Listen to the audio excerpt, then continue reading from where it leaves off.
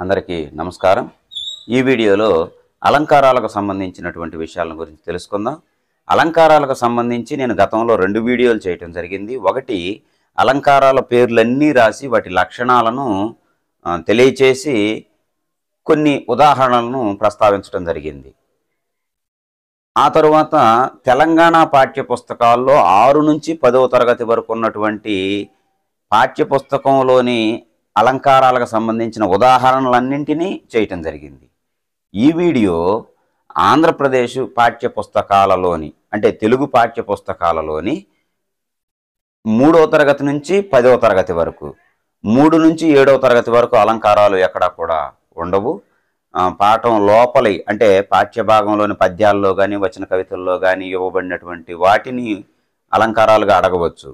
అయితే అవి కాకుండా పాఠ్యపుస్తకంలో ఉదాహరణలుగా ఇవ్వబడినటువంటి అలంకారాలను 8 నుంచి 10 వరకు ఉన్నటువంటి అలంకారాలను నేను ఈ వీడియోలో వివరిస్తాను. చాలా ముఖ్యమైనదిగా భావించండి. ఎందుకంటే గతంలో జరిగినటువంటి 2024 టెట్లో ఎక్కువ ప్రశ్నలు 8వ తరగతి పాఠ్యపుస్తకం నుంచే ఇచ్చారు. డైరెక్ట్ అలంకారాలు పాఠం లోపల విషయాలు కాకుండా అభ్యాసం కింద ఇచ్చినటువంటి ఉదాహరణలనే అడగటం జరిగింది. ఆంధ్రప్రదేశ్ టెట్ 2024లో 11 నిర్వచనాలను అడగటం జరిగింది. అంటే ఒకే దాన్ని మళ్ళీ అడగటం అలాగనమాట. 12 ఉదాహరణలు అడగటం జరిగింది. వాటిలో ఎక్కువ భాగం 8వ తరగతిలోనివే డైరెక్ట్ ప్రశ్నలు. ఒకసారి వాటిని గురించి మనం ఇప్పుడు తెలుసుకుందాం. గతంలో వివరణ ఎక్కువగా ఇచ్చాను కాబట్టి నేను కేవలం ఉదాహరణలను ఇచ్చి ఎలా గుర్తించాలో చెప్పుకుంటూ వెళతాను, గమనించండి. అలాగనే ఈ వీడియో చివరిలో నూతన పాఠ్యపుస్తకం అంటే 2024-25 సంవత్సరానికి ఇవ్వబడినటువంటి 10వ తరగతి నూతన తెలుగు పాఠ్యపుస్తకంలో క్రమాలంకారం అని ఒక అలంకారం ఇచ్చారు. దాని వివరణ కూడా తెలుసుకుందాం. మళ్ళీ చెప్తున్నానండి, ఇవి ఆంధ్రప్రదేశ్ పాఠ్యపుస్తకాలలోని 8 నుంచి 10వ తరగతి వరకు ఉన్నటువంటి అలంకారాలు. కొందరు ఇంటర్మీడియట్ అడుగుతున్నారు. నేను ప్రత్యేకంగా మొదటి సంవత్సరం 2వ సంవత్సరానికి సంబంధించిన వీడియోలు కొన్ని చేస్తాను. 1వ ప్రశ్న, జ్ఞానం దీపం వలె జీవితానికి వెలుగునిస్తుంది.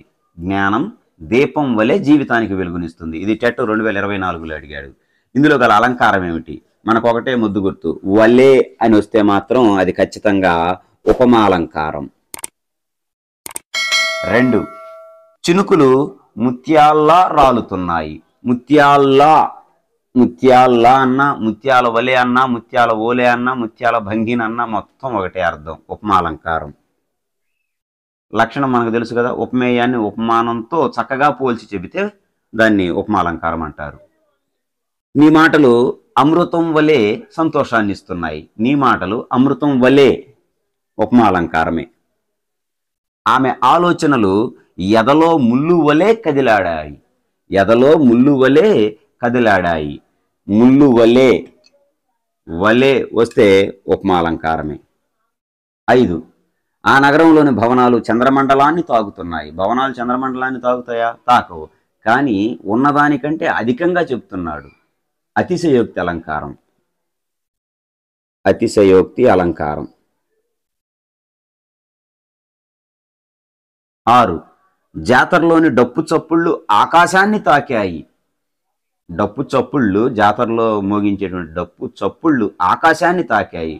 ఇది కూడా టెట్ 2024లో అడిగినటువంటి ప్రశ్నే. ఇది ఉన్నదానికంటే ఎక్కువ చేసి చెప్పాడు కాబట్టి అతిశయోక్తి అలంకారం. బావిలోనికి తొంగి చూస్తే పాతాళం కనిపిస్తుంది. ఇది కూడా అతే కదా, అతిశయోక్తి అలంకారమే. ఉన్నదానికంటే ఎక్కువ చేసి చెప్పటం. ఇది కూడా 2024 టెట్లో అడిగినటువంటి ప్రశ్న, అతిశయోక్తి అలంకారం. 8, రాళ్లను మలిచి ఆయుధాలుగా చెక్కుకున్నాం. జంతువులను చంపి ఆకలి తీర్చుకున్నాం. రాళ్లను మలిచి ఆయుధాలుగా చెక్కుకున్నాం. జంతువులను చంపి ఆకలి తీర్చుకున్నాం. చెక్కుకున్నాం, తీర్చుకున్నాం. చివరిలో ప్రాస వచ్చింది. పదాల చివర కానీ, పాదాల చివర కానీ, వాక్యాల చివర కానీ ప్రాస వచ్చునట్లు లేదా ఒకే గుణింతానికి చెందినటువంటి ప్రాసాక్షరాలు వచ్చునట్లుగా చెబితే దాన్ని అంత్యానుప్రాస అలంకారం అంటారు. మాటలు నేర్చుకున్నాం, లిపులు కూర్చుకున్నాం, దేవుళ్లను సృష్టించుకున్నాం. పదాల చివర ప్రాస వచ్చునట్లు చెబితే సహజంగా దీన్ని వరుసగా వాక్యాలు వరుస క్రమంలో ఇవ్వాలి. అంటే ఒక పాదం కింద ఒక పాదం మనకి స్పేస్ లేక ఇలాగ ఇచ్చాం. కాబట్టి దీంట్లో ఉన్న అలంకారం అంత్యానుప్రాస అలంకారం. ఇది 2024లో అడిగినటువంటి ప్రశ్న. అలాగనే 10 కూడా, వాడు బడికి వడివడిగా వచ్చాడు. వాడు బడికి వడివడిగా వచ్చాడు. వాడు బడికి వడివడిగా వచ్చాడు. ఒక అక్షరం అనేక సార్లు ఆవృత్తమైతే, ఒకే హల్లు అనేక సార్లు ఆవృత్తమైతే వృత్యానుప్రాస అలంకారం. వృత్యానుప్రాస అలంకారం 2024 టెట్లో అడిగినటువంటి ప్రశ్న. ఈ ఉదాహరణ ఒక సెక్షన్లో అడిగాడు. అలాగనే దీని నిర్వచనం 3 సార్లు అడిగాడు టెట్లో. ఒక హల్లు అనేక మార్లు ఆవృత్తమైతే దాన్ని అలంకారం అంటాడని. అలాగనే 11వది, ధీర వీర పరాక్రమ రాకుమారా లేరా పోరు సలుప కదలి రారా. ధీర వీర పరాక్రమ రాకుమార లేరా పోరు సలుప కదలి రారా. ఒక హల్లు అనేక సార్లు వచ్చింది. ధీర వీర పరాక్రమ రాకుమార లేరా పోరు సలుప కదలి రారా. చివరిలో కూడా మళ్ళీ 2 రాలు. కాబట్టి ఒక హల్లు అనేక సార్లు వస్తే దాన్ని వృత్యానుప్రాస అలంకారం అంటారు. 12, విష్ణు రోచిష్ణు జిష్ణు సహిష్ణు కృష్ణు. ఇది కూడా 2024 టెట్లో అడిగినటువంటి ప్రశ్న. ఎక్కువ ప్రశ్నలు గత టెట్లో 8వ తరగతి తెలుగు పాఠ్యపుస్తకం నుంచే అడిగారు అలంకారాలకు సంబంధించి. విష్ణు రోచిష్ణు జిష్ణు సహిష్ణు కృష్ణు ఒక హల్లు అనేక సార్లు వచ్చింది కాబట్టి వృత్యానుప్రాస అలంకారం. 13, మంచి మాటలు మాణిక్యాల వలె చెవులకు అలంకారాలవుతాయి. మంచి మాటలు మాణిక్యాల వలె చెవులకు అలంకారాలు అవుతాయి. వలే వస్తే ఏం చెప్పుకున్నాం? ఉపమా అలంకారం. ఉపమా అలంకారం వలే అని వస్తే. కాబట్టి ఈ విధంగా మనం మరికొన్ని ఉదాహరణలు పరిశీలిద్దాం. సుమారుగా 8, 9, 10వ తరగతి నుంచి 80కి పైన ఉదాహరణలు ఉన్నాయి. వేగంగా తేలికగా వివరించడానికి ప్రయత్నం చేస్తాను. తరువాత మరికొన్ని ఉదాహరణలు పరిశీలిద్దాం. 14, ఆమె ముఖం చంద్రబింబం వలె ప్రకాశిస్తుంది లేదా ఆమె ముఖం చంద్రబింబం వలె అందంగా ఉంది. ఇందులో ఉపమా అలంకారం కలదు. ఎలాగంటే వలే అనేది కనిపిస్తే ఉపమా అలంకారం. కాబట్టి ఇది ఉపమా అలంకారం. 15, ఒక దీపం నుండి మరొక దీపం పుట్టి వెలుగొందినట్లు తండ్రి రూపం పుత్రునిలో ఉంటుంది. జాగ్రత్తగా గమనించండి. ఇలాంటిది చాలా ముఖ్యమైనది. ఎందుకంటే మనం దీన్ని ఉత్ప్రేక్ష అలంకారమేమో అని అనుకుంటాం. ఒక దీపం నుండి మరొక దీపం పుట్టి వెలుగొందినట్లు అంటే వెలుగొందిన విధంగా, వెలుగొందినలాగా అని అర్థం అక్కడ. ఇందులో వెలుగొందినట్లు అన్నా, వెలుగొందినలాగా అన్నా, వెలుగొందిన వలే అన్నా మొత్తం ఒకటే అర్థం. అదే విధానంలో అనమాట. వెలుగొందినట్లు అనంగల్నే అని అన్నట్లు అనేదిగా భావించకూడదు. కాబట్టి ఇది కూడా ఉపమాలంకారమే. 15వది కూడా ఒక దీపం నుండి మరొక దీపం పుట్టి వెలుగొందినట్లు అంటే వెలుగొందిన విధంగా తండ్రి రూపం పుత్రునిలో ఉంటుంది. 16, ఆకాశంలో మేఘం వెండి కొండల్లా తెల్లగా ఉంది. వెండి కొండల్లా తెల్లగా ఉంది. వలే, లాగా, ఓలే అన్నీ కూడా ఉపమాలంకారానికి ఉదాహరణలే.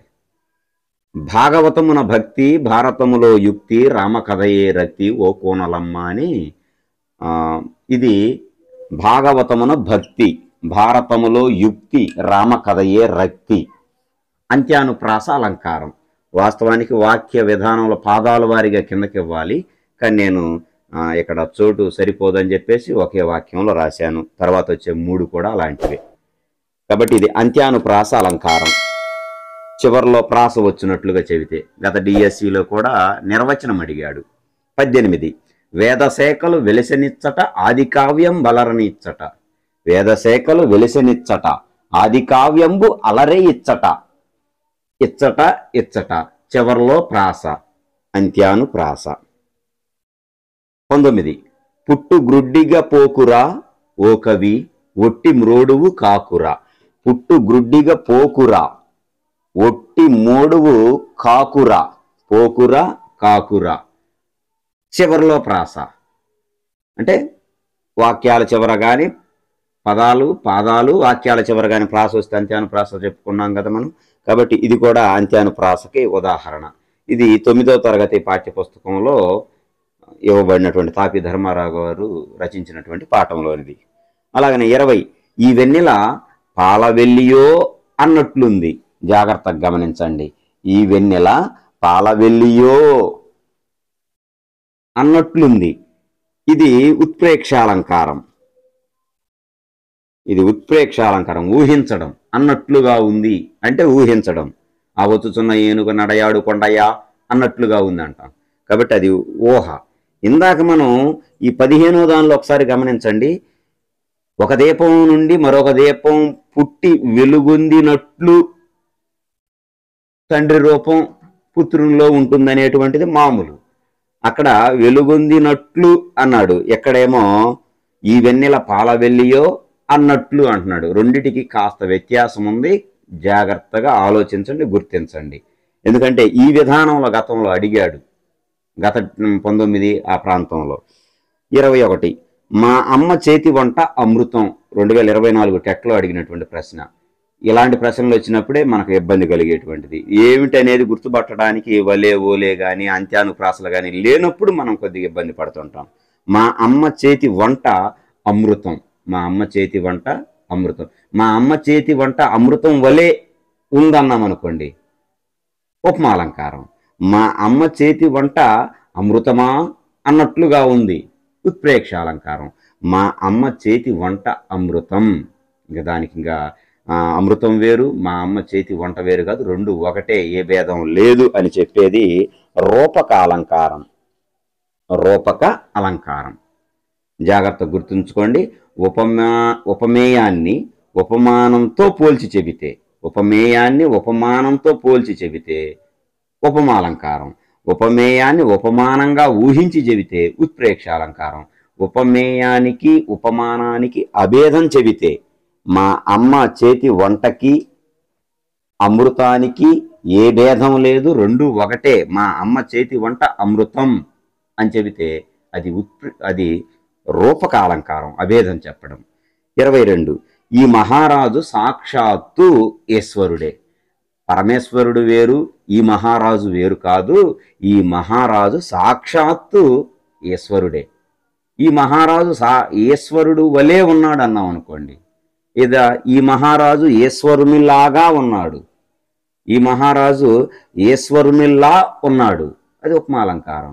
ఈ మహారాజు ఈశ్వరుడేమో అన్నట్లున్నాడు, అది ఉత్ప్రేక్షాలంకారం. ఈ మహారాజు సాక్షాత్తు ఈశ్వరుడే, అది రూపకాలంకారం. కాబట్టి ఇది రూపకాలంకారానికి ఉదాహరణ. 23 నా కడుపులో అవమానాల చురకత్తులు గుచ్చుకుంటాయి. ఎండ్లూరి సుధాకర్ గారి పాఠంలోనిది, 9వ తరగతిలో ఆత్మకథ అనే వచన కవితకు చెందిన పాఠంలోనిది. నా కడుపులో అవమానాల చురకత్తులు గుచ్చుకుంటాయి. ఇంతకీ నా కడుపులో గుచ్చుకునేటువంటివి ఏమిటి? చురకత్తుల అవమానాల అంటే అవమానాలు వేరు, చురకత్తులు వేరు కాదు, రెండు ఒకటే. అవమానాలనేది చురకత్తులు. రూపకాలంకారం. జాగ్రత్తగా గమనించండి. 24 విచారింపని పని చెయ్యరాదు. విచారింపని పని చెయ్యరాదు. జాగ్రత్తగా ఆలోచిస్తే ఒక పదం, ఒకే పదం పక్క పక్కన వచ్చింది. విచారింపని అంటే ఆలోచించకుండా చేసేటువంటి పని, క్రియ. ఇక్కడ ఈ పదానికి అర్థం, ఈ పదానికి అర్థం వేరు వేరు. అర్ధభేదంతో కూడినటువంటి హల్లుల జంట వెంటనే వస్తే అర్థంలో భేదం ఉండాలి, వెంటనే రావాలి. అలా వస్తే చేకానుప్రాస అలంకారం. చేకానుప్రాస అలంకారం. మరికొన్ని ఉదాహరణలు పరిశీలిద్దాం. 25 కమలాక్షు నర్చించు కరములు కరములు. కమలాక్షు నర్చించు కరములు కరములు. చివర్లో ఒక జంట పదము, కరములు కరములు. అట్లా ఒకే జంట పదం చివర్లో వస్తే, మనం మొదటి వీడియోలో చెప్పుకున్న అలంకారాల్లో ఇది 3వ వీడియో కదా, మొదటి వీడియో ఒకసారి పరిశీలించండి. అందులో లక్షణాలను వివరంగా చెప్పాను, కాస్త వివరణ ఇచ్చాను. అందుకోసం ఇప్పుడు కేవలం ఉదాహరణలను వేగంగా చెప్పుకుంటూ వెళుతున్నాను. కమలాక్షు నర్చించు కరములు కరములు. అర్ధభేదం లేదు దీంట్లో, కానీ తాత్పర్యంలో భేదం ఉంది. కరములంటే చేతులు, పక్కన కరములన్నా చేతులే, రెండిటికి ఒకటే అర్థం, కానీ తాత్పర్యంలో భేదం ఉంది. కమలాక్షుని అర్చించు కరములు కరములు. కమలాక్షుని అర్చించేటువంటి చేతులే నిజమైన చేతులు అని అర్థం. మనకి ఇవన్నీ కూడా కాదు, లాస్ట్లో 2 జంట పదాలు, లాస్ట్లో 2 లాట్లు వస్తే లాటానుప్రాస. లాటానుప్రాస అలంకారం ఒకటే గుర్తు. లాస్ట్లో 2 లాట్లు వస్తే మొద్దు గుర్తు, లాటానుప్రాస అలంకారం. శ్రీనాథు వర్ణించు జిహవ జిహవ, లాస్ట్లో 2 లాట్లు వచ్చినాయి, లాటానుప్రాసం. నీటిలో పడిన తేలు తేలుతుందా? మన 2024 టెట్లో అడిగినటువంటి ప్రశ్న. నీటిలో పడిన తేలు తేలుతుందా? ఎన్ని టెట్టల్లో అడిగాడో ఈ ప్రశ్న మనం చెప్పలేమండి, అన్నిసార్లు అడిగాడు. నీటిలో పడిన తేలు తేలుతుందా? ఒకే పదం పక్కనే వచ్చింది, అర్థంలో కూడా భేదం ఉంది, గమనించండి. నీటిలో పడిన తేలు అంటే ఇక్కడ వృచ్చికం అని అర్థం, కుట్టేటువంటిది. తేలుతుందా అంటే పైకి తేలుతుందా. ఒకే పదం అర్ధభేదంతో మళ్ళీ ప్రయోగించబడిందా, వెంటనే వచ్చిందా? వెంటనే వచ్చింది. మళ్ళీ ప్రయోగిస్తే అంటే ఇదే పదం ఎక్కడో చోట ఉండి ఇదే పదం ఇంకో చోట ఉంటే, అర్ధభేదం ఉంటే అది యమకమవుతుంది. కానీ పక్కన వస్తే మాత్రం అది చేకానుప్రాసం అవుతుంది, చేకానుప్రాసం అవుతుంది. లాస్ట్లో వస్తే మాత్రం 2 లాట్లు, అది లాటానుప్రాసం అవుతుంది.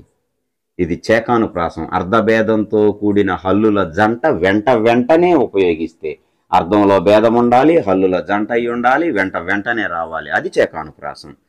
28 రామబాణం తగిలి వాలిపోయెను. రామబాణం తగిలి సుగ్రీవుడు అన్న వాలిపోయెను అంటే నేలగూలిపోయాడు అని అర్థం. అర్ధభేదం ఉంది, వెంటనే వచ్చింది, కాబట్టి చేకానుప్రాస అలంకారం. 29 కందర్ప దర్పములకు సుందర దరహాసములు. ఇది అసలైన చేకానుప్రాస అలంకారానికి ఉదాహరణ. హల్లుల జంట,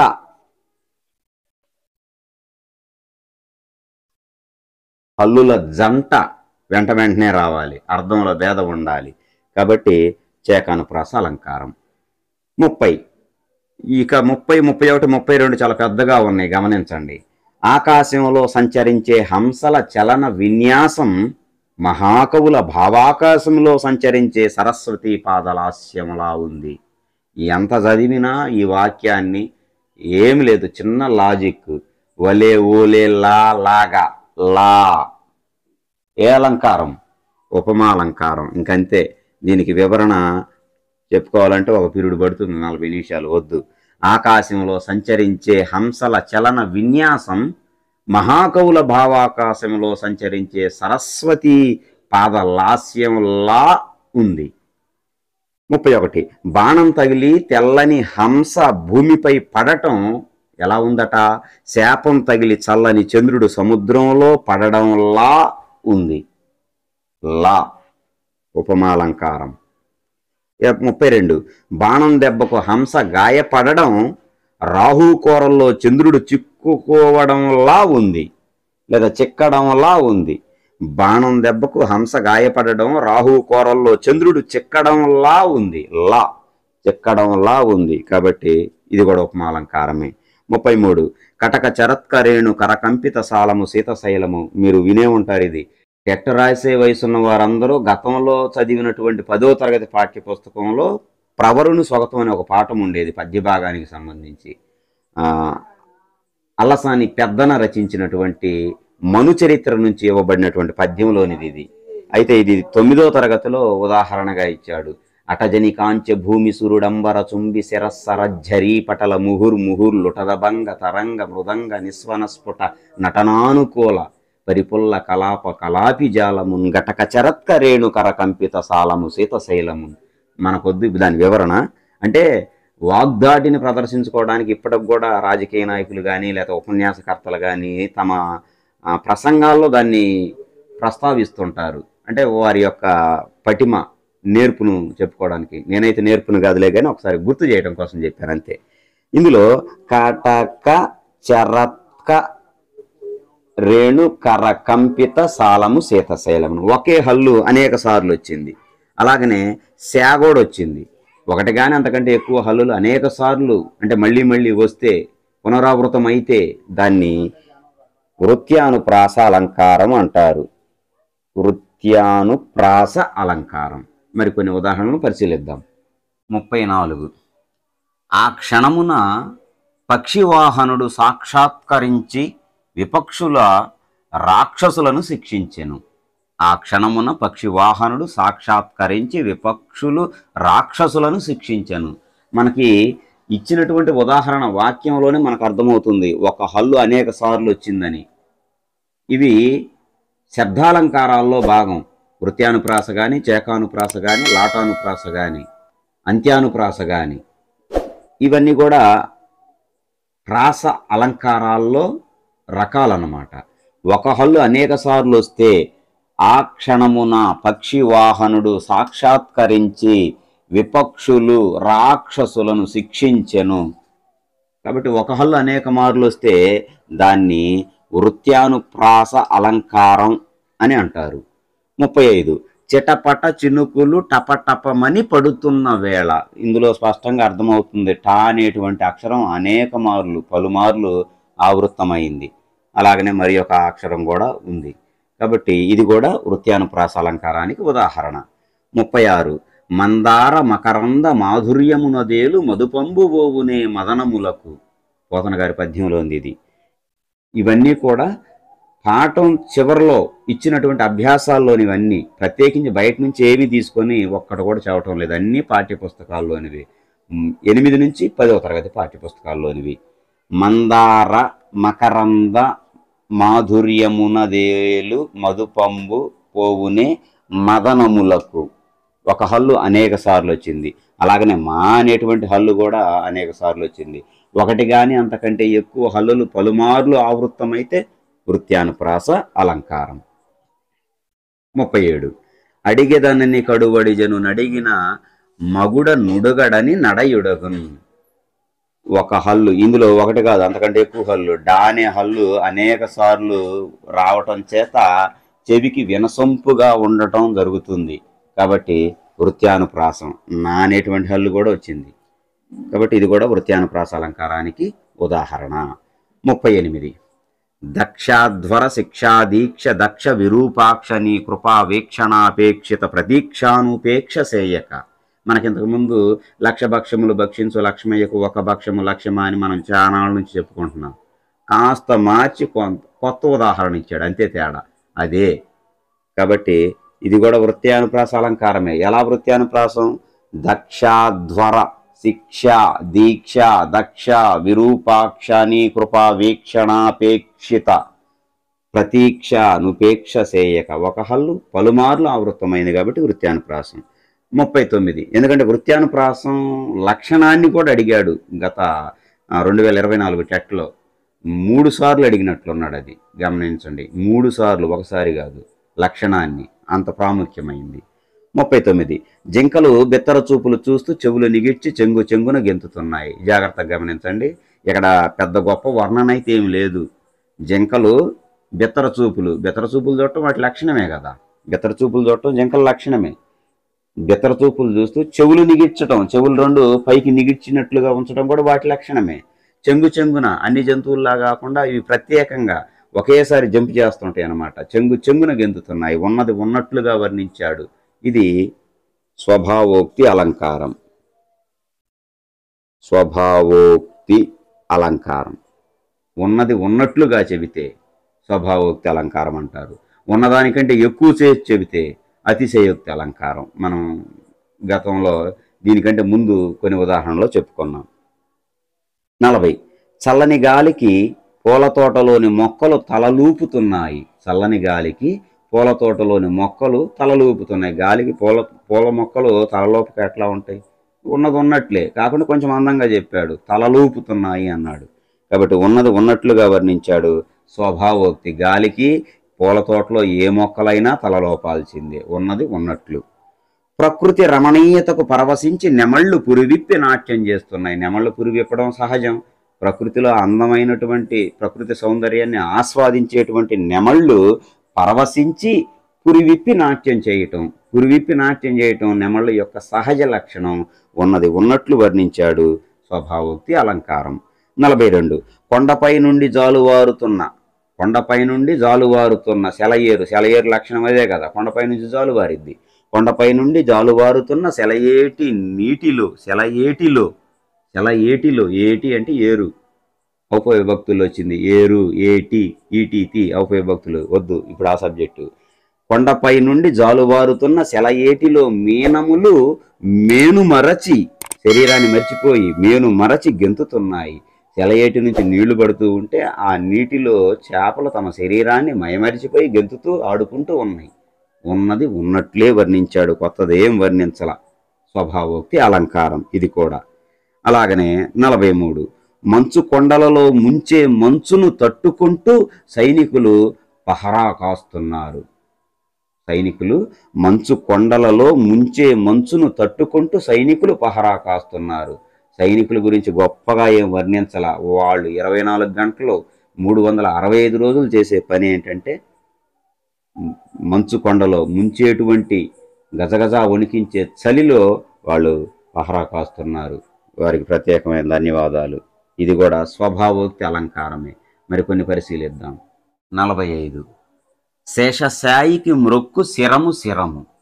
శేషసాయికి మ్రొక్కు శిరము. లాస్ట్లో 2 లాట్లు వస్తే లాటానుప్రాస అలంకారం.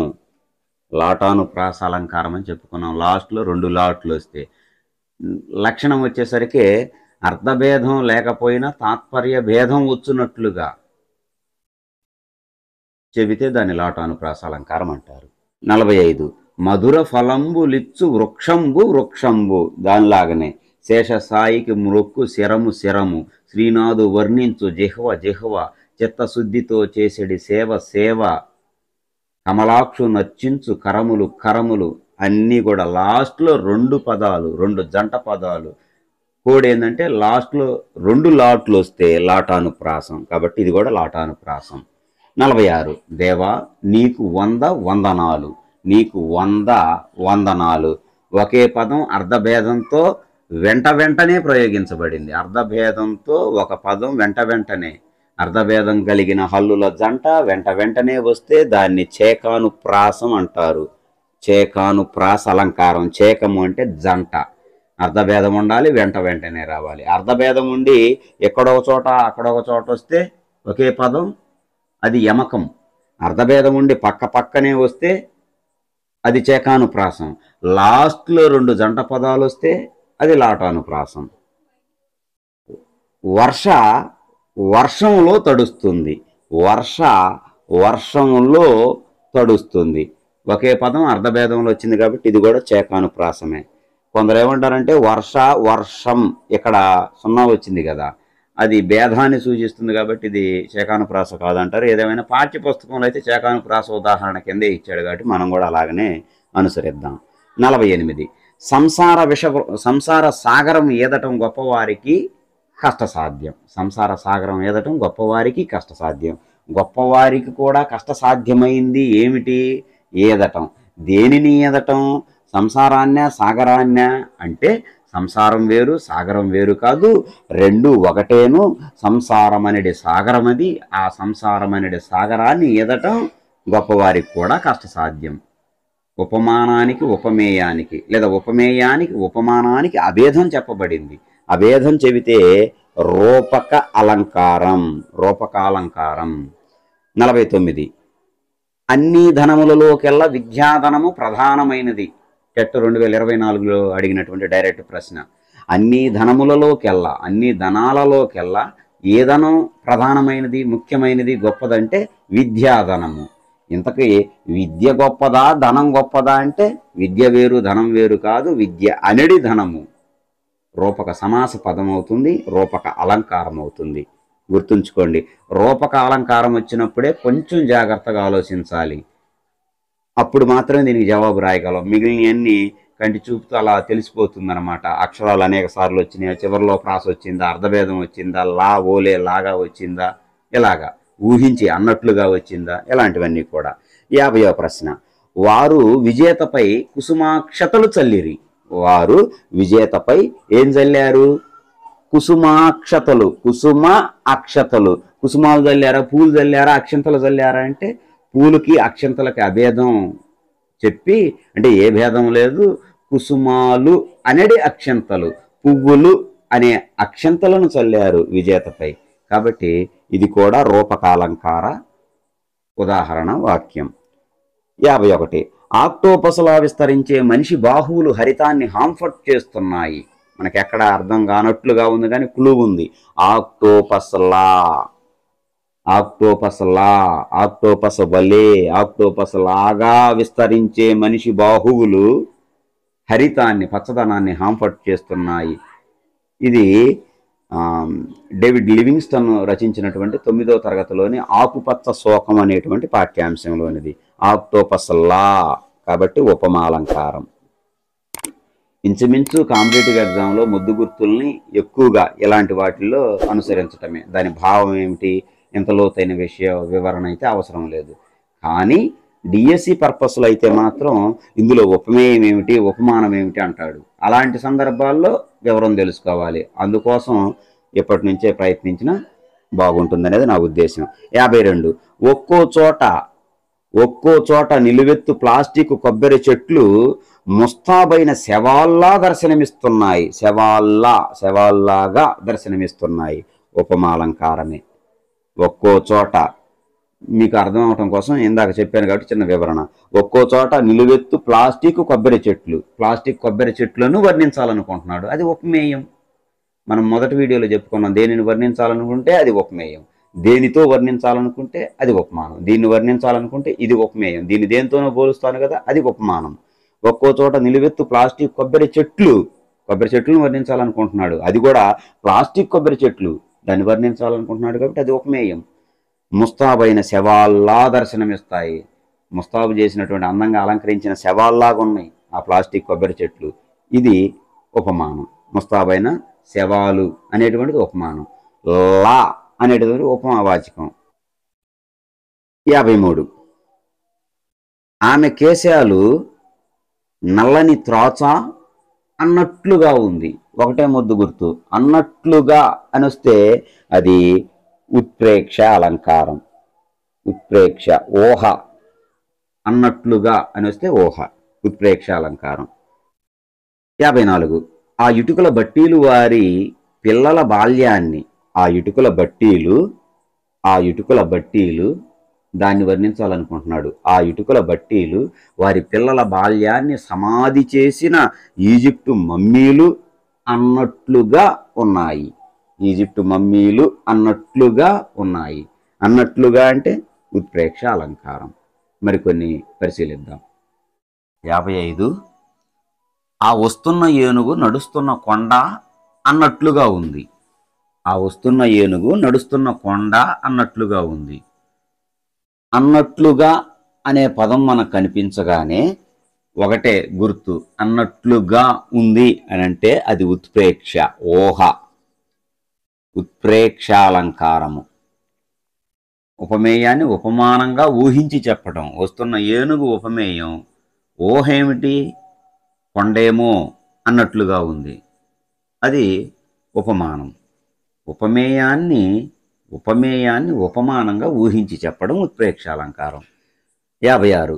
అనుచున్ జేవురు మీరు కన్నుబొగతో ఆస్పందితోష్టంబుతో గణ హుంకారముతో నటద్భృకిటితో గజ్జిల్లు ఆ వంశలేసును చూడ బొయలోడి కొల్లు అంటాడు. 10వ తరగతిలో మాతృభావన అనే పాఠం శ్రీ గడియారం వెంకట శేషశాస్త్రి గారు రాసినటువంటి దానిలో శివాజీ కోపపడేటువంటి సందర్భంలో ఎలా ఉన్నాడో ఉన్నది ఉన్నట్లుగా వర్ణించాడు. జేవురు మీరు కన్నుబొగతో, ఎర్రటి కళ్ళన్నీ ఎరుపెక్కినాయట, కోపపడేటప్పుడు కళ్ళు ఎరుపుగానే ఉంటాయి. ఆస్పందిత ఓష్టంబుతో, ఓష్టం అంటే పెదవి విరుస్తూ, గణ నటద్భృకిటితో, భృకిటి అంటే కనుబొమ్మలు ఎగరేస్తూ, గణ హుంకారముతో నటద్భృకిటితో గర్జిల్లు ఆభోంసలేసును చూడ బొయలోడిగా, సభలోని వాళ్ళంతా భయపడిపోయారు. శివాజీ మహారాజు కోపపడే సందర్భంలో ఎలా ఉన్నాడో ఉన్నది ఉన్నట్లుగా వర్ణించాడు కాబట్టి స్వభావోక్తి అలంకారం, ఉన్నది ఉన్నట్లుగా వర్ణిస్తే. 57. అభినుతేందు చంద్రికాంబోధి అఖిలంబు నీట నిట్టలముగ నిట్ట ఒడిచే. 10వ తరగతిలో ఒకే ఒక్క రూపకాలంకారం పాఠం వెనుక వైపున ఇచ్చినటువంటి అలంకారాల్లో ఒకటే. పిల్లలకైతే చంద్రికాంబోధి అనే పదాన్ని గుర్తుపెట్టుకోండిరా, అది రూపకాలంకారం అని చెప్తుంటాం. చంద్రికాంబోధి అంటే చంద్రిక అంటే వెన్నెల, అంబోధి అంటే సముద్రం. చంద్రికాంబోధి అంటే వెన్నెల అనేది సముద్రం అని అర్థం. వెన్నెల అనేది సముద్రం ఈ జగత్తునంతా ముంచివేస్తుంది అన్న అర్థంలో చెప్పాడు. ఉపమేయమేమో చంద్రిక, ఉపమానమేమో సముద్రం. రెండిటికి అభేదం చెబుతూ చంద్రికాంబోధి, వెన్నెల అనడి, చంద్రిక అనడి అంబోధి అంటాడు. కాబట్టి ఇది రూపకాలంకారం. 58. నీ కరుణా కటాక్ష వీక్షణములకై నిరీక్షించుచున్నారము. మనం చదివేటప్పుడే అర్థమవుతుంది. నీ కరుణా కటాక్ష వీక్షణములకై నిరీక్షించుచున్నారము. ఒక హల్లు అనేక మార్లు వస్తే ఆవృత్తమైతే అది వృత్యానుప్రాస అలంకారము. 59. ఇది ఇంతకుముందు కూడా వచ్చింది. అయితే ఇంతకుముందు 9వ తరగతిలోనిది. 56 నుంచి వచ్చాయని 10వ తరగతిలోని ఉదాహరణలు. 9లో కూడా వచ్చింది, మరి ఒకసారి రాశాను. అడిగెదనని కడువడిజను నడిగిన తను మగుడ నుడగడని నడయుడగను. మనం పలికేటప్పుడే శబ్దాలంకారాల్లో భాగమే, చెవికి వినసొంపుగా ఉండేటువంటివి. అడిగెదనని డా ఒకటి, నా ఒకటి, అనేక పర్యాయాలు వచ్చినాయి. కాబట్టి ఒకటి కానీ అంతకంటే ఎక్కువ హల్లులు అనేక మార్లు ఆవృత్తమైతే అది వృత్యానుప్రాస అలంకారము. 60. మకరంద బిందు బృంద రసస్యందన సుందరమగు మాతృభాషయే. మకరంద బిందు బృంద రసస్యందన సుందరమగు మాతృభాషయే. ఒక హల్లు అనేక సార్లు ఆవృత్తమైతే వృత్యానుప్రాస అలంకారం. చూరుకు తేరుకు నారకు దారువును వాడు నరవరులెలలోను. చూరుకు రా అనేటువంటిది అనేక సార్లు ఉంది, ఒక హల్లు అనేక సార్లు. కానే హల్లు కూడా అనేక సార్లు వచ్చింది. కాబట్టి ఇది వృత్యానుప్రాస అలంకారానికి ఉదాహరణ. అప్పుడు మా కులం వారిని ఆడవద్దన్నారు, తర్వాత అన్ని కులాల వారిని ఆడవచ్చన్నారు. ఆడవద్దన్నారు, ఆడవచ్చన్నారు. వాక్యాల చివరిలో ప్రాస వచ్చునట్లుగా చెబితే అంత్యానుప్రాస. 63. సుదతీ నూతన మదన మదనాగ తురంగ పూర్ణిమణిమయ సదన సదనామయ గజ రదన రథ నాగేంద్ర నిభకీర్తి రస నరసింహ. నరసింహ. సుదతి నూతన మదన ఇలాంటివి 10వ తరగతి పరీక్షల దృష్టి అయితే పరీక్షల్లో ఇప్పుడు అడగడు. ఎందుకంటే ఇది అడగాలంటే కనీసం 2 పాదాలు ఇవ్వాలి. సుదతి నూతన మదన, మదన అనే పదంతో ముగించి 2వ పాదంలో మరలా దాన్ని తీసుకొని గ్రహించాడు. మదనాగ తురంగ పూర్ణిమణిమయ సదన, సదనాతో ముగించి ఆ ముగించిన పదాన్ని, విడిచిపెట్టిన పదాన్ని మళ్ళీ తీసుకున్నాడు. సదనామయ గజ రదన, రదనాతో ముగించి దాన్ని మరలా మరొక పాదంలో ప్రారంభంలో తీసుకున్నాడు. రథనాగేంద్ర నిభకీర్తి రస నరసింహ. అంటే విడిచిపెట్టిన పదాన్ని మళ్ళీ గ్రహించడం. ఇలా మళ్ళీ గ్రహిస్తే దాన్ని ముక్త పద గ్రస్త అలంకారం అంటారు. ముక్త పద గ్రస్త అలంకారం. ముక్త పదగ్రస్త అలంకారం. శ్రీకృష్ణదేవరాయలు ఆముక్తమాల్యద అనే గ్రంథాన్ని రచించారు, ఒక మంచి ప్రబంధాన్ని. ఆముక్త మాల్యద, మాల్యద అంటే దండ. ఆముక్త, ఆముక్త, ముక్త అంటే విడిచిపెట్టడం. విడిచిపెట్టినటువంటి పదాన్ని తిరిగి గ్రహించడం, అదే ముక్త పదగ్రస్తం. ముక్త విడిచిపెట్టిన పదాన్ని, గ్రస్తం గ్రహించడం. విడిచిపెట్టిన పదాన్ని తరువాత పాదంలో మరలా గ్రహిస్తే, మొదట ఒక పాదం చివరిలో విడిచిపెట్టిన పదాన్ని తరువాత పాదం మొదట్లో మరలా దాన్ని గ్రహించి కొనసాగిస్తూ ఉంటే దాన్ని ముక్త పదగ్రస్త అలంకారం అంటారు. మనకి సినిమా పాటలు కూడా ఉన్నాయి కదా, అనగనగా ఆకాశం ఉంది, ఆకాశంలో మేఘం ఉంది, మేఘం వెనుక రాగం ఉంది, రాగం నింగిని. అట్లా విడిచిపెట్టిన చివరిలో విడిచిపెట్టిన పదాన్ని మళ్ళీ గ్రహించడం అనమాట. రింగు రింగు బిళ్ళ, రూపాయి దండ, దండ కాదురా తామర మొగ్గ, మొగ్గ కాదురా మోదుగు నీడ, నీడ కాదురా నిమ్మల, ఇట్లా ఆ విధానం అనమాట. కాబట్టి ఇటు విధానంలో వచ్చేటువంటి అలంకారం ముక్త పదగ్రస్త అలంకారం. పదాల ఒక వాక్యం చివరలో విడిచిపెట్టినటువంటి పదాన్ని తరువాత వాక్యం ప్రారంభంలో మళ్ళా గ్రహించి చెబితే దాన్ని ముక్త పదగ్రస్త అలంకారం అంటారు. శబ్దాలంకారాల్లో ఇది ఒకటి. మరికొన్నింటిని పరిశీలిద్దాం. తర్వాత 64 మానవ నీ ప్రయత్నం మానవ.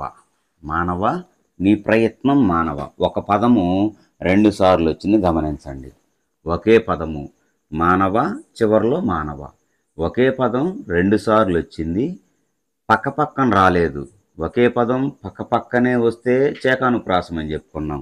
ఒకే పదం పక్కపక్కన రాలేదు, అర్థంలో మాత్రం భేదం ఉంది. మానవ అంటే మనిషి, ఓ నరుడా. నీ ప్రయత్నం మానవ, నీ ప్రయత్నాన్ని ఆపవా. ఒకే పదం అర్ధభేదంతో మళ్ళీ ప్రయోగించబడింది. యమకం, యమకాలంకారం. 65 తండ్రి హరిజేరుమనెడి. తండ్రి తండ్రి ఒకటే మొద్దు గుర్తు, లాస్ట్లో 2 లాట్లు వస్తే లాటానుప్రాస అలంకారం.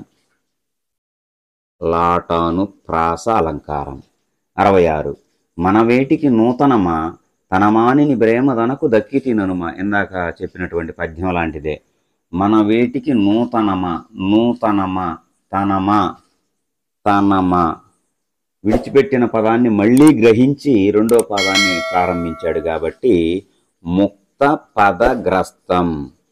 ముక్త పదగ్రస్త అలంకారం. 67 లేమ ధనుజుల గెలువగ లేమ. 2 పదాలు వచ్చినాయి ఒకటే విధానంలో. లేమ, లేమ. ఒకే పదం మళ్ళీ ప్రయోగించబడింది అర్ధభేదంతో. లేమ స్త్రీలను, ధనుజుల గెలువగ లేమ. స్త్రీలను మనం గెలవలేమా, గెలవలేమా అని వాడాడు. ఒకే పదం అర్ధభేదంతో మళ్ళీ ప్రయోగించబడింది. ఇది యమకాలంకారం. యమకాలంకారం లేదా యమకం. ఒకే పదం అర్ధభేదంతో వెంట వెంటనే అవ్యవధానం అంటే వ్యవధానం లేకుండా అవ్యవధానంగా వెంట వెంటనే ప్రయోగిస్తే చేకానుప్రాసం. అలా కాకుండా వేరువేరు చోట్ల వస్తేనేమో యమకం, అంతే. 68 ఆ తోరణం శత్రువులతో రణానికి కారణమయ్యింది. ఏముంది అని అనిపిస్తుంది. ఆ తోరణం శత్రువులతో రణానికి కారణమైంది. ఒకే పదం మళ్ళా ప్రయోగించబడింది. ఎక్కడేమో తోరణం అంటే ఇంటికి కట్టేది, ఇంటి వాకిలికి కట్టేటువంటి ఆ తోరణం శత్రువులతో రణానికి అంటే శత్రువులతో యుద్ధానికి కారణమయ్యింది. ఒకే పదం అర్ధభేదంతో మళ్ళీ ప్రయోగించబడింది కాబట్టి యమకం, యమకాలంకారం. 69 హరి భజించుమనెడి. హరి భజించుమనెడి. హస్తములు, హస్తములు. చివర్లో 2 లాట్లు, లాటానుప్రాస. అంటే ఇక్కడ జాగ్రత్తగా గమనిస్తే హరి భజించుమనెడి లేదా హరి భజించు హస్తములు, హస్తములు రెండిటికి ఒకటే అర్థం. హస్తములన్నా హస్తములన్నా రెండిటికి చేతులనే అర్థం. చిత్తశుద్ధితో చేసేడి సేవ, సేవ 2 పదాలకు ఒకటే అర్థం. సేవన్న, సేవన్న. అయితే చిత్తశుద్ధితో చేసేటువంటి సేవే నిజమైన సేవ. అర్థం అయితే ఒకటే, కానీ తాత్పర్యంలో మాత్రం కొంచెం భేదం. ఇది సేవ, ఇది మంచి సేవ లేదా మిక్కిలి సేవ, గొప్ప సేవ అని అర్థం. చిత్తశుద్ధితో చేసేటువంటి సేవే నిజమైన సేవ. అది లేదు ఇవన్నీ కాదనుకుంటే లాస్ట్లో 2 లాట్లు వస్తే లాటానుప్రాసం. మిమ్ము మాధవుడు రక్షించుగాక. చాలా జాగ్రత్తగా ఉండాలి ఈ అలంకారంతో. మిమ్ము మాధవుడు రక్షించుగాక. మాధవుడు అంటే ఎవరు? మాధవుడు అంటే విష్ణుమూర్తి. మిమ్మల్ని విష్ణుమూర్తి రక్షించాలి అని ఒక అర్థం. దీంట్లోనే ఇంకొక అర్థం కూడా ఉంది. మిమ్ము ఇందులో ఉన్నటువంటి ఒకారాన్ని తీసుకొని దీనికి ఆపాదించి చదివితే మిమ్ము ప్లస్ ఉమాధవుడు. ఉమాధవుడు ఉమకు అధిపతి అయినటువంటి వాడు, ఉమకు భర్త అయినటువంటి వాడు శివుడు. మిమ్మల్ని ఉమాధవుడు అంటే శివుడు రక్షించుగాక. ఇది రెండవ అర్థం. ఒకే వాక్యంలో 2 అర్థాలు వచ్చినాయి. దాన్ని శ్లేషాలంకారం అంటారు. శ్లేషాలంకారం. అనేక అర్థాలు వచ్చినట్లుగా చెబితే దాన్ని శ్లేషాలంకారం అంటారు. నానార్థాలు వచ్చినట్లుగా చెబితే దాన్ని శ్లేషాలంకారం అంటారు. ఇంగ్లీష్లో డబుల్ మీనింగ్ అంటారు కదా. డబుల్ మీనింగ్ అంటే బూతు అనే అర్థంలో వచ్చింది, కానీ రెండు అర్థాలు, ద్వంద్వార్థాలు అని దాని యొక్క అర్థం. మిమ్మల్ని విష్ణుమూర్తి రక్షించుగాక ఒక అర్థం, మిమ్ము ఇందులో ఉన్న ఉకారాన్ని తీసుకొని పక్క పదానికి ఆపాదిస్తే మిమ్ము ఉమాధవుడు రక్షించుగాక, ఆ పరమేశ్వరుడు రక్షించుగాక అనేటువంటిది రెండవ అర్థం. 72. రాజు కువలయానందకరుడు. రాజు అంటే ప్రభువు, కువలయం అంటే రాజ్యం. రాజుగారు రాజ్యానికి ఆనందాన్ని కలుగజేసేవాడు, ఇది ఒక అర్థం. రాజుగారు రాజ్యానికి ఆనందాన్ని కలగజేసేవాడు, కువలయం అంటే రాజ్యం. నానార్థాల్లో రాజు అనేదానికి చంద్రుడు అనే అర్థం కూడా ఉంది. కువలయం అనేదానికి ఇందాక రాజ్యం అన్నాం కదా, నానార్థాల్లో కువలయం అనేదానికి కలువ పూలు అనే అర్థం ఉంది. రాజు రాజ్యానికి ఆనందం కలిగిస్తాడనేది ఒక అర్థమైతే, చంద్రుడు కలువ పువ్వులకు ఆనందాన్ని కలిగించేవాడు, అది రెండవ అర్థం. ఒకే వాక్యంలో రెండు అర్థాలు చెప్పాడు కాబట్టి ఇది కూడా శ్లేషాలంకారం. 73. నీవేళ వచ్చేదవు. నీవేళ, నువ్వు ఎందుకు వస్తావు అంటే నువ్వెందుకు వస్తావు, ఇది ఒక అర్థం. నీవేళ వచ్చేదవు. దీన్ని కాస్త విడదీస్తే నీవు ఎలా వచ్చేదవు. ఏల అంటే ఏలటానికి, పరిపాలించడానికి. నీవు మమ్మల్ని ఏల వచ్చేదవు, మమ్మల్ని పరిపాలించడానికి, మమ్మల్ని ఏలటానికి నీ వస్తావు. నీ వచ్చేదవు, మమ్మల్ని ఏలటానికి నీ వచ్చేదవు. నీవేళ, నువ్వెందుకు వస్తావు. ఒకే వాక్యం రెండు అర్థాలు కాబట్టి ఇది కూడా శ్లేషాలంకారం. శ్రీమంతు చొక్కా మల్లె పువ్వుల్లా తెల్లగా ఉంది. మల్లె పువ్వుల్లా తెల్లగా ఉంది, ఉపమాలంకారం. మరికొన్ని ఉదాహరణలు చెప్పుకొని ఈ వీడియోను ముగిద్దాం. 75. శివాజీ కళ్యాణి దుర్గాన్ని సాధించాడు, వీరులకు సాధ్యము కానిది లేదు కదా. ఇక్కడ రెండు విషయాలు ఉన్నాయి, అంటే రెండు స్టేట్మెంట్లు ఉన్నాయి. ఒకటి, శివాజీ కళ్యాణి దుర్గాన్ని సాధించాడు, ఇది గొప్ప విషయం అంటే విశేషణం. రెండవది వచ్చేసరికి వీరులకు సాధ్యము కానిది లేదు కదా, ఇది సామాన్యమైనటువంటిది. ఇది సామాన్యం అంటే రెండు విషయాలు ఉన్నాయి. ఒక గొప్ప విషయాన్ని, ఒక విశేషమైన విషయాన్ని సామాన్యమైన విషయంతో కానీ, లేదా సామాన్యమైన విషయాన్ని విశేషమైన విషయంతో కానీ సమర్థించి చెబితే దాన్ని అర్ధాంతరన్యాస అలంకారం అంటారు. అర్ధాంతరన్యాస అలంకారం, సమర్థించి చెబితే. అంటే మన భాషలో చెప్పుకోవాలంటే, లేదా మనకు అర్థమయ్యే రీతిలో చెప్పుకోవాలంటే, ఒక విషయాన్ని గొప్పగా చెబుతాడు, రెండో విషయాన్ని ఏముందిలే అన్నట్లు చెబుతాడు. శివాజీ కళ్యాణి దుర్గాన్ని సాధించాడు, వహ్వా వహ్వా అన్నట్లుగా చెప్పాడు. వీరులకు సాధ్యము కానిది లేదు కదా, ఆయన వీరుడు కాబట్టి ఆ కళ్యాణి దుర్గం అనేటువంటి ఆ రాజ్యాన్ని ఆయన జయించాడు, ఇందులో గొప్పే ఉంది అని అంటున్నాడు. ఈ విధానంలో ఉండేటువంటి అలంకారం అర్ధాంతరన్యాస అలంకారం. ఖచ్చితంగా రెండు స్టేట్మెంట్లు ఉంటాయి, గుర్తించాలి. 76. గొప్పవారితో ఉన్న సామాన్యులను గౌరవిస్తారు. ఇది అందరికి తెలిసినటువంటి విషయమే, సామాన్యమైన విషయం ఇది. గొప్పవారితో ఉన్న సామాన్యులను గౌరవిస్తారు. పూలతో పాటు దారాన్ని కూడా సెగకెక్కిస్తారు కదా, పూలతో పాటుగా దారం కూడా సెగలో అంటే జడలో కొప్పులో పెట్టుకుంటారు కదా, ఇది విశేషం.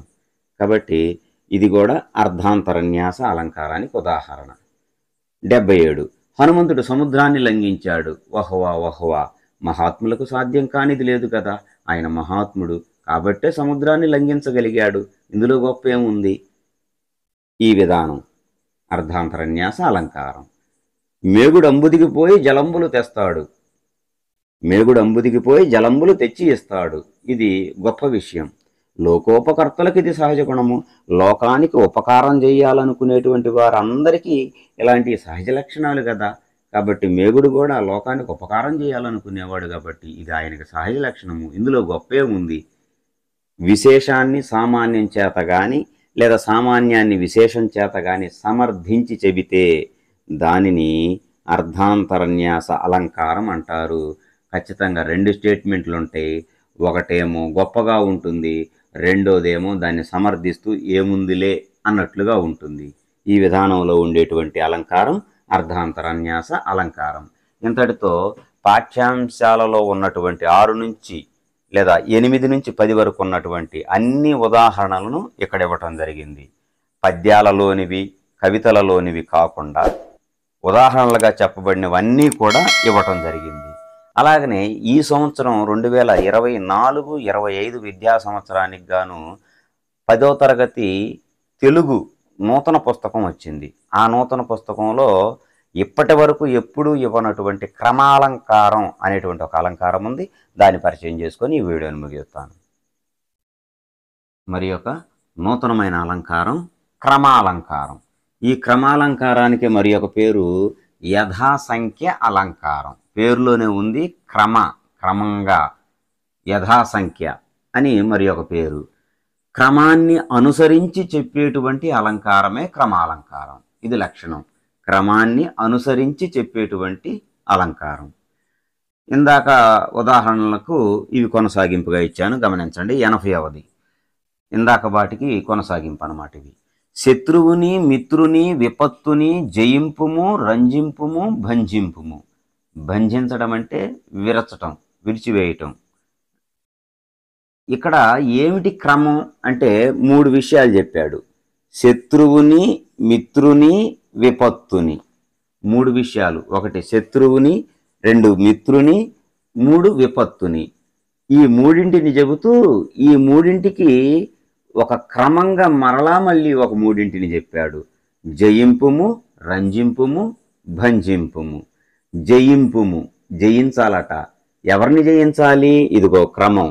శత్రువుని జయింపుము, మిత్రుని రంజింపుము, విపత్తుని భంజింపుము.